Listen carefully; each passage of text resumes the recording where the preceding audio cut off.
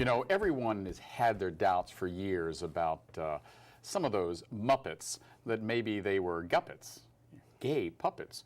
Well, of course, we all found out the truth with an incredible off-Broadway show called Avenue Q that, well, it went on to win the Tony. And now there are Avenue Qs all over the place, most recently here in San Francisco.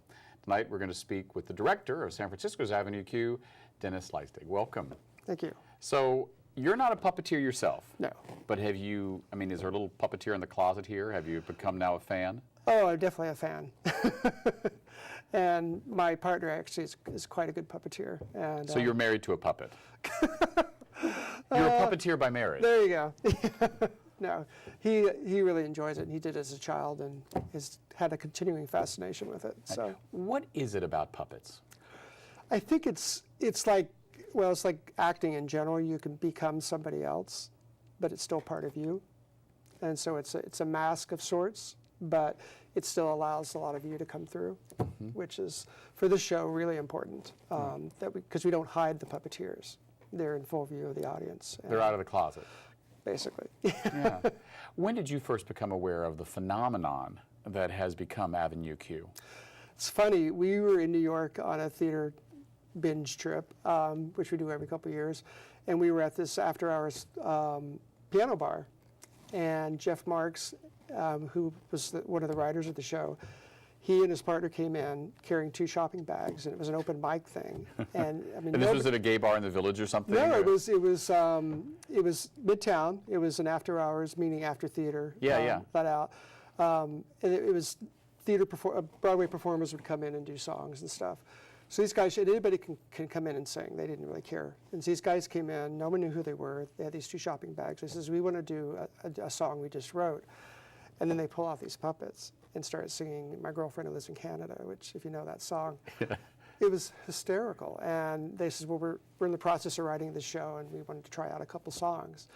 And the audience just went crazy. And then, like a year later, they were off Broadway. So you saw it before it... Before it was really a show. Wow, so that was kind of a unique moment. It was very unique, Now, did you then come back to San Francisco and say, someone's got to get these guys? Well, we told our friends, I saw these 2 guys, and it was really incredible. It was like, R-rated puppets. They looked like Muppets, but they were saying things that Muppets never said, or Sesame Street puppets. And then when the show came out, our friends in New York said, who were with us that night, said, "You won't believe this, these guys actually wrote a show, and they're doing it." So, and then a year after that, it was on Broadway. Yeah, you raise an interesting question, R-rated puppets. I mean, they look adorable. I mean, you see them on the screen, and then they come out with stuff that you're like, well, sometimes it's a little bit more than R-rated. Yeah.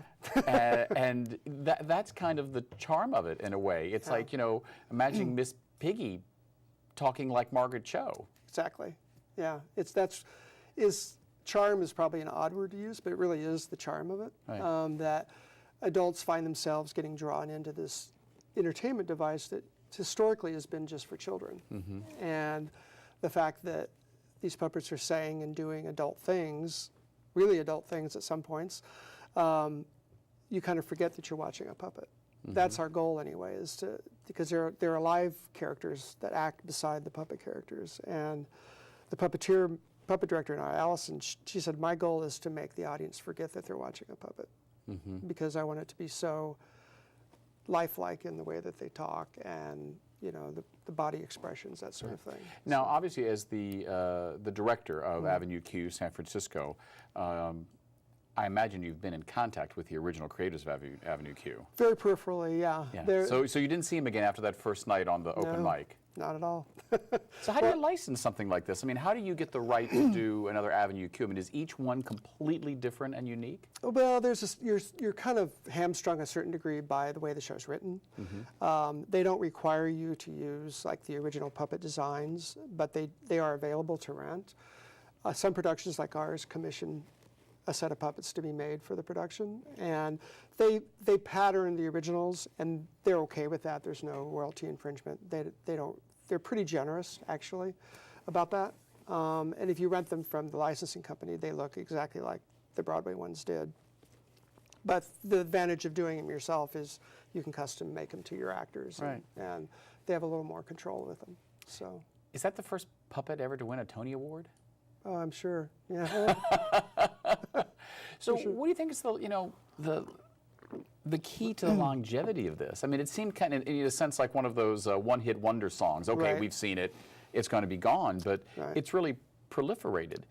And I think a lot of it is, a lot of people are surprised when they learn that not only the score won a Tony, but the book, the script did, as well as the whole production. And when I started working on it, because like I said earlier, before we started, it's really not a type of show I would usually direct, which is why the artistic director says, oh, well, then you have to do it, because you got to stretch yourself. Well, I think you said it's out of your comfort zone. Yeah, and so that's always the best thing to be doing, is something that you have to work extra hard to conquer.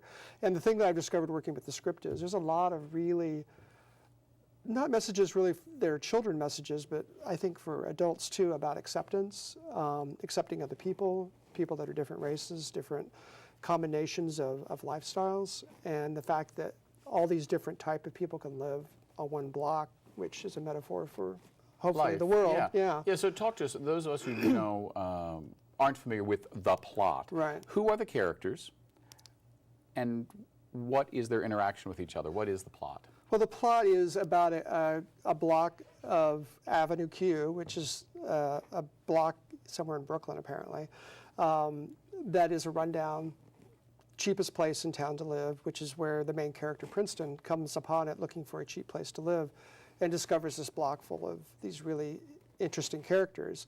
There's a husband and wife. She's Asian American, and he's just a white guy, unemployed. She's a psychotherapist but has no patience. So she's struggling with that. He's struggling with trying to find a job so she doesn't keep yelling at him. Then there's a guy who lives upstairs who's Trekkie Monster, who is patterned very obviously after Cookie Monster. Yes. But instead of being obsessed with cookies, he's obsessed with porn. So that's his deal. And then below him are two roommates, Nikki and Rod. Rod is a Republican investment banker, and Nikki is kind of a slacker. And they're kind of, Bert and Ernie is kind of what they're patterned after, kind of odd couple type of relationship. And then there's Princeton, the newcomer, just out of college, very idealistic. He's going to make the world better, has all these high hopes. And then the caretaker, the superintendent of this complex, is a real life person character, Gary Coleman, but it's played by a woman. So there's a lot of reality mixed in with fantasy. Yeah. And It's it like all works. It's like Tales of the City with multicultural puppets. Exactly. I with mean, Mrs. Madrigal being Gary Coleman. Yeah, I mean, there you go. I never thought about it like that, but you're actually right. Yeah, I mean, you should drop Armistead a note and see what he thinks about that. I Yeah. mean, he'd probably love it because Oh, he I'm sure he loves does. loves things like that. Yeah. But more to the point, how did the Muppets feel about this when this started? It's a good question. They made the writers agree to put a proviso in programs and stuff that they have no association with the Jim Henson. I.e., for those of you who might think this looks like the Muppets, It's not. It's not. Although it really does look a lot like the the Muppets. And I'm sure there were some people who worked on the Muppets who worked on Avenue Q. I mean, come on. Oh yeah. Oh, absolutely. The two lead actors that played the two lead characters in the Broadway production were Sesame Street employees, and they left to go do this show. And one of them went back after the show closed. But yeah, they had a lot of experience with the puppetry. So for them, it was like, puppets for adults. We're there. Yeah, but there doesn't seem to be anything that is anti-Muppets in it. Not at all. It's No. not slamming. And as you say, I mean, I remember the first time I saw Bert and Ernie as like gay. Oh, yeah. I mean, Right. Exactly. come on. And that's the whole struggle in that part of the story and the thing, because Rod, who is the Republican investment banker, hopelessly in the closet, where Nikki, his roommate, who is straight, but is trying really hard to push Rod out of the closet, Right. because he knows he'll be happier if he is. And so there's a nice message there, and I think, things that I'm always surprised that the show does so well everywhere it plays, even in the deep Midwest. Yeah, I mean, it is the definition of the word a phenom. Right. I mean, Avenue Q has become this incredible brand. I mean, there was a time, I mean, I've been reading about it, and they compared Avenue Q to the Muppets. And now every now and then you'll see someone comparing the Muppets to Avenue Q. I mean, they really are waiting for Miss Piggy to come out as a lesbian, Exactly. Yeah, there's actually one more character I didn't mention, Lucy T. Slut. Lucy T. Slut. Who is kind of a combination of Mae West and Miss Piggy. And she's the bad girl who comes in and tries to wreck Princeton and Kate's romance. Kate's the woman who lives on Avenue Q that he has a crush on. And so there's there's all these very, very recognizable images that we see. But I think the thing that really makes the show work for me is the fact that, because on the surface it could be taken as very much a kind of a gimmick show. You know, because that's what I meant. Yeah. It's clearly moved people. It's not just a gimmick. There's definitely a message there, and I think because of the hilarity of it, the message kind of slips in without you really realizing. It's interesting what you say about puppets. I remember I worked with Libby Wetzel, who's a local puppeteer. Her company, Lunatique Fantastique, only does puppets. And I remember watching her once while she was waiting for someone turn a Starbucks coffee cup and a coffee stirrer into a puppet. She created a character. Right. And I suddenly forgot for a moment that I was looking at a coffee cup. It was a real character with emotion. You as a director, who've now come out of the closet as the first-time puppet director, when you're directing, who are you directing, the puppets or the actors? Both, kind of. The fact that the puppeteers are seen, there is a device, rather, that the original writers created with this show. Because like in Muppets, you don't see the operator. Or in Sesame Street, they were usually inside the puppet. They made the choice to have the puppeteer visible, and so the puppeteer's face is visible, and they tend to transmit if there's a hard emotion that obviously a static puppet can't transmit, they do it with their face, but their face always echoes the puppet's face. So when the puppet looks down, they look down, that kind of thing, so that if the audience needs to check in on a particular emotion, they can look at the puppeteer.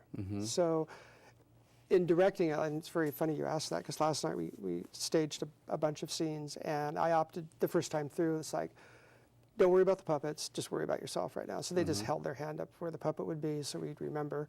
But they really focused on what they were feeling. And then tonight we're going to add the puppet to that. Yeah, because I'd imagine that'd be difficult. I mean, I've spoken to people who work in the animation industry and film. And, you know, it's like I know some people who've worked in the Star Wars universe. And they're like, well, you know, it's hard directing someone against a green screen. You're supposed to say, oh, my God, there's this horrible alien. And it's just someone flailing away.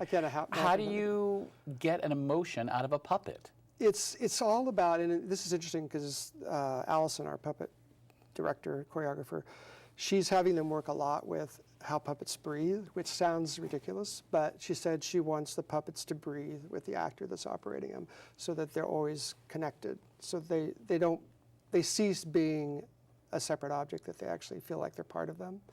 So it's a lot of exercises in breathing and feeling looking where the puppet's looking, feeling what the puppet's feeling. And because the puppeteers are seen, they have to be just as in character as their puppet. Yeah. I mean, I mean this with all love, because I've worked with a lot of puppeteers, and you know, my husband and I joke that we have a little stuffed raccoon that's our marriage counselor. So when something difficult needs to be said, we're like, talk to the raccoon. Puppeteers are a strange breed. Yeah. What is it like working with them versus quote unquote regular actors? Well, the ones that we have are strange and wonderful. Generally regular actors. This is like one of them has done puppet work before. The rest of them, it's new to them, so they're learning. But working with the puppet director, it's interesting. I'm really enjoying working with her because she breaks things down very differently than I do. Right. And for her, it's all about the organic and about keeping it honest and truthful. And I always thought of puppetry was more external and very result driven, and she's more into process. Right. And so it's really much like working with another acting coach. So you've got puppets that do the Stanislavski method. Basically. And the actors that are doing it love it because so many of them are new at it.